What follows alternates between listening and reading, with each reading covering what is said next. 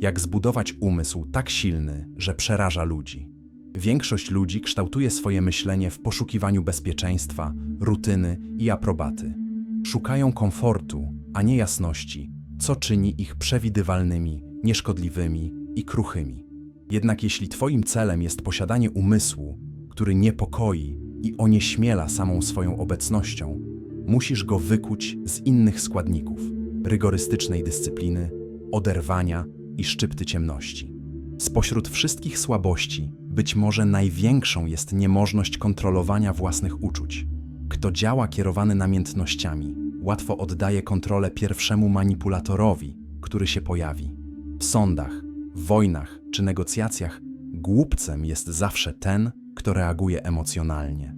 Uczucia takie jak gniew, zazdrość i duma nie są oznakami siły, lecz wyznaniami niestabilności, strachu, wewnętrznej wrażliwości.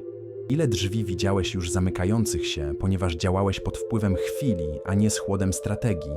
Prawdziwa moc rodzi się w ciszy, ale nie w ciszy ignorancji, lecz w ciszy strategicznej.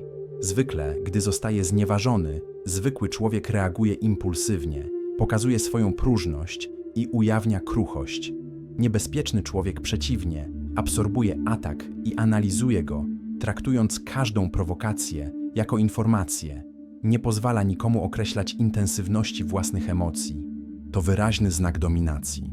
Ten, kto naprawdę przeraża swoim umysłem, nie reaguje, planuje i działa strategicznie. Reakcje emocjonalne są przewidywalne, a to, co można przewidzieć, można manipulować. Stracić spokój to oddać kierownicę drugiemu. Jeden impulsywny poślizg może zniszczyć wszystko, nawet to, co zostało zbudowane miesiącami cierpliwości i kalkulacji. Społeczeństwo zwykle nie nagradza emocjonalnej szczerości, ale karze. Prywatnie możesz czuć wszystko. To ludzkie. Ale nawet samotnie, twoja samokontrola musi przeważyć. Naucz swój gniew być analitycznym, przekształć smutek w jasność i zarządzaj nawet własną radością. Chwila, w której emocje dominują twoje myśli, jest tą samą, w której tracisz przewagę. Ci, którzy to rozumieją, rządzą innymi. Uważnie obserwują emocjonalne luki rywali, najmniejszy znak wewnętrznego załamania i atakują w momencie, gdy drugi ulega impulsowi. Nie trzeba atakować fizycznie. Wpływ, decyzja lub celna cisza są znacznie bardziej śmiercionośnymi broniami. Właściwa cisza może całkowicie zinfantylizować kogoś, kto gubi się w emocjach. Czy czułeś już wpływ kogoś, kto odpowiedział ze spokojem w obliczu twoich zapalczywych słów? To właśnie ten rodzaj cichej siły, którą musisz kultywować. Istnieje przekonanie, że okazywanie emocji jest oznaką autentyczności, że bycie otwartym jest dowodem odwagi. Jednak sama historia pokazuje coś przeciwnego. Zwycięzcy przywódcy nie załamywali się w łzach po swoich poległych sojusznikach, ani nie krzyczeli ze złości, gdy zostali zdradzeni. Pozostawali nieruchomi, obserwowali, przyswajali i odpowiadali zimnymi, wykalkulowanymi działaniami. Na szczycie władzy ci, którzy dają się ponieść uczuciom, są jedynie surowcem, gliną do uformowania. Ci, którzy panują nad swoimi emocjami, są rzeźbiarzami cudzego losu. Nie są prowadzeni przez przypływy, ale są tymi, którzy poruszają prądami, prawie zawsze w ciszy. Wszystko zaczyna się od panowania nad sobą. Gdy serce przyspiesza, zwolnij rytm oddychania. Jeśli umysł krzyczy, narzuć mu ciszę. Gdy ego prosi o zemstę, odmów mu pokarmu. Opóźnij każdą reakcję, aż przekształci się w świadomą decyzję. To, co najbardziej przeraża ludzi, to ktoś, kto odpowiada spokojnie w obliczu agresji. Ta postawa ujawnia głębię, kontrolę i niepokojącą nieprzewidywalność. Wszyscy rozumieją gniew, dlatego nie wywołuje on strachu. To, co naprawdę przeraża, to to, czego nie można rozszyfrować. Gdy twoje oblicze jest nieodgadnione, twój wróg widzi wszystko, czego najbardziej się boi. Kogoś, kto się nie wzrusza. Praktykowanie tej dyscypliny musi stać się czymś naturalnym. Stosuj ją we wszystkich kontaktach. W obliczu obrazy nie reaguj. Otrzymując pochwały, pozostań niewzruszony. Stawiaj czoła obu sytuacjom z tym samym wyrazem twarzy. To jest twarz władzy. Zimna maska, która niepokoi tłum i sygnalizuje, że nie jesteś częścią stada. Zapytaj siebie, Kiedy ostatnio wytrzymałeś dyskomfort bez szukania rozrywki? A kiedy ostatnio milczałeś, nawet gdy czułeś niepohamowaną chęć wypowiedzenia się? Nigdy nie myśl tej kontroli z pasywnością. Samokontrola nie jest słabością, ale przygotowaniem. Kto panuje nad swoim gniewem, nie ucieka od konfliktu. Jedynie wybiera właściwy moment, określa teren, narzuca cenę do zapłacenia. Gdy przychodzi czas na porachunki, nie przychodzi jako impulsywna odpowiedź, ale jako zimny, ostateczny wyrok, bez wyrzutów sumienia. Potężny umysł nie rodzi się w komforcie, ale w ciemności, w ciszy i w akceptacji prawd tak gorzkich, że niewielu znosi nawet ich spróbowanie. Aby być naprawdę obawianym, musisz najpierw przestraszyć samego siebie, stawiając czoła prawdom, od których wszyscy uciekają. Podczas gdy większość zajmuje umysł rozrywkami, plotkami i cudzymi opiniami, twoim zadaniem jest karmić się tym, czego inni unikają, bolesną wiedzą, niewygodną historią, mechanizmem za manipulacją.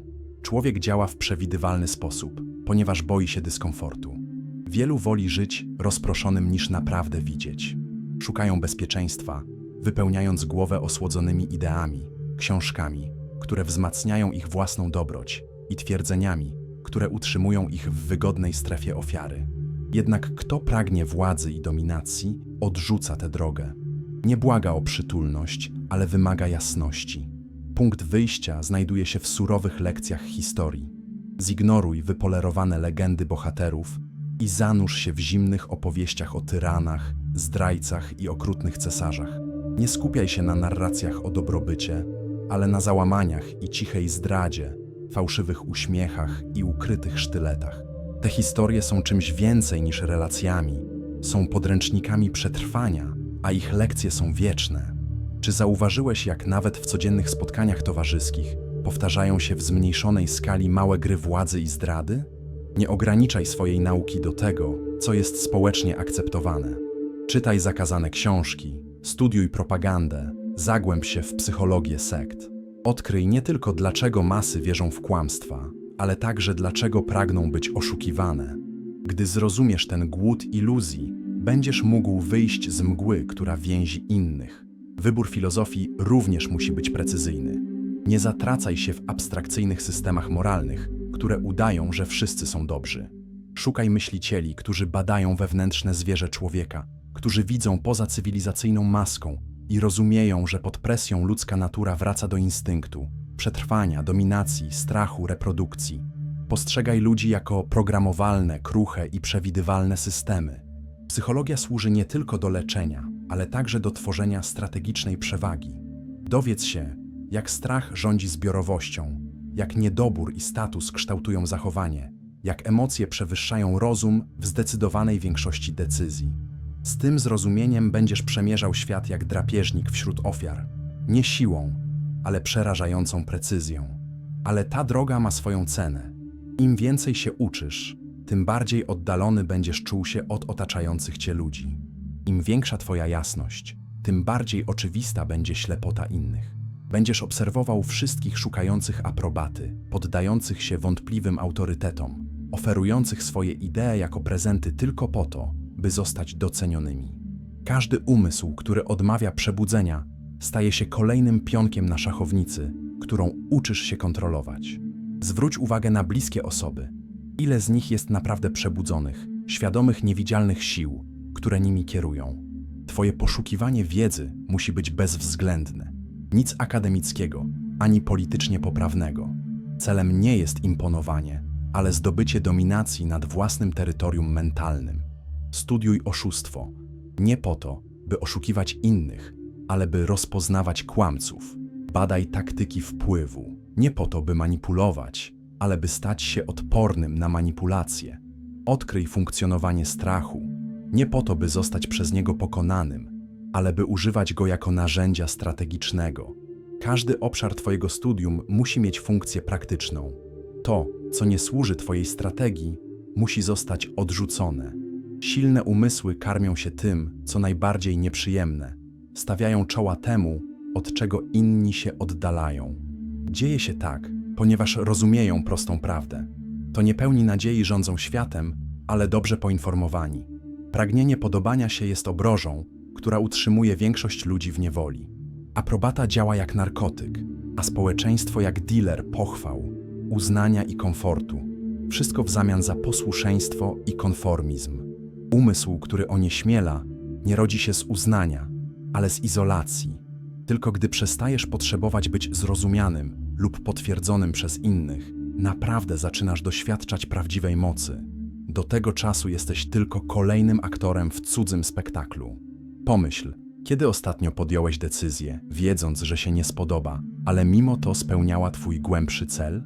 Pierwszym krokiem do uwolnienia się od potrzeby aprobaty jest zrozumienie, że większość nie szuka prawdy, ale komfortu. Nie podziwia siły, zazdrości, nie szanuje niezależności, boi się jej.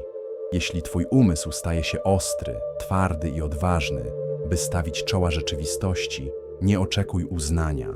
Będziesz postrzegany z urazą, niezrozumieniem i strachem. I to jest cel. Większość ludzi jest uzależniona od przynależności, starając się dostosować do dominującej opinii, nawet jeśli jest ona pusta. Podążają za emocjonalnym rytmem tłumu, przerażeni ideą wyróżniania się. Wystarczy, że ktoś myśli inaczej, by został oznaczony jako arogancki, trudny, nawet niebezpieczny. Nie dlatego, że się myli, ale dlatego, że sprawia, że inni czują się mniejsi. Przełamanie pragnienia przynależności jest niezbędne dla silnego umysłu. Konieczne jest nauczenie się obojętności wobec faktu bycia niezrozumianym. Niech twoje słowa pochodzą z jasności, nie z konsensusu.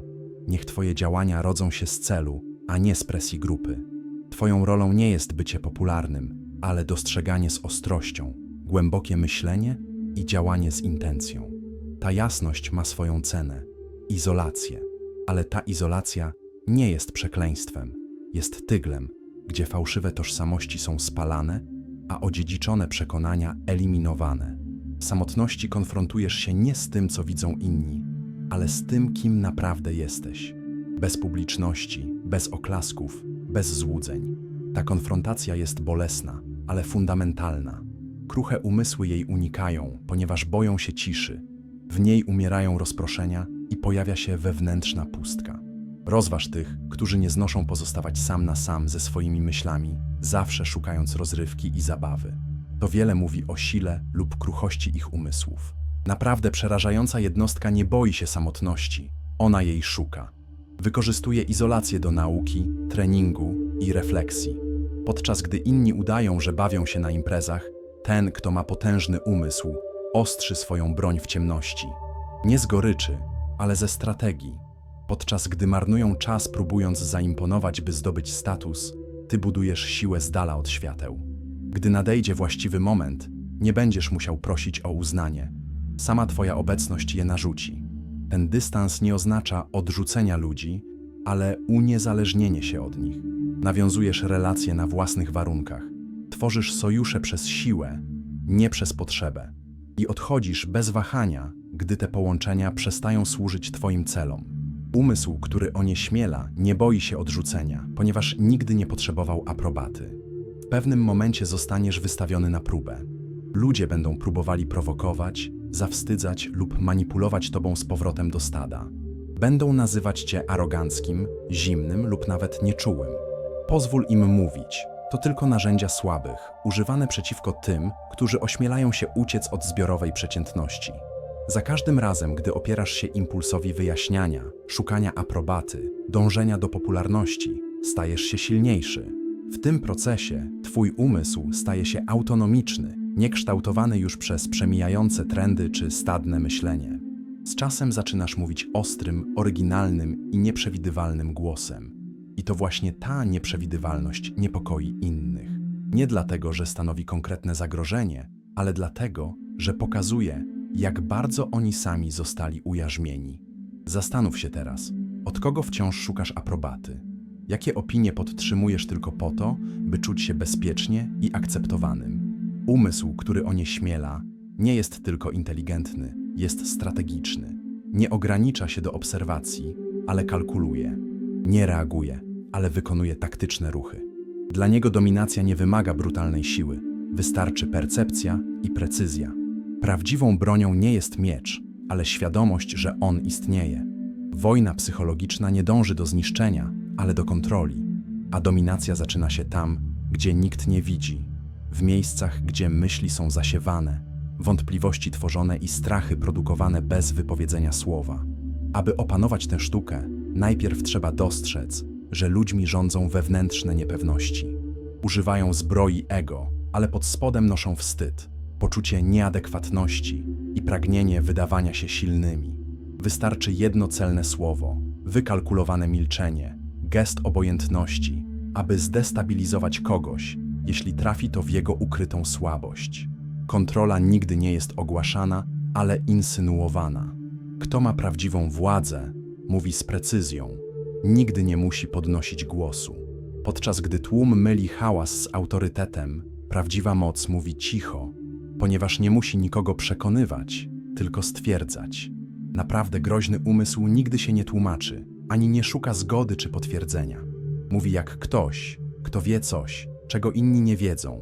I często to już wystarczy, by ugiąć słabszych. W świecie wojny psychologicznej czas jest istotny. Wiedzieć, kiedy zniknąć, milczeć lub odłożyć odpowiedź, to wykalkulowane bronie, nie pasywne akty. Cisza czasami wywołuje większy niepokój niż 1000 słów. Strategiczna pauza może przekazać więcej niż cała przemowa. Ludzie boją się tego, czego nie potrafią przewidzieć. Dlatego stanie się nieprzewidywalnym. Musi być celowym zasobem. Niebezpieczny umysł wie, jak zmieniać percepcję innych bez potrzeby konfrontacji. Przepisuje historię bez mówienia.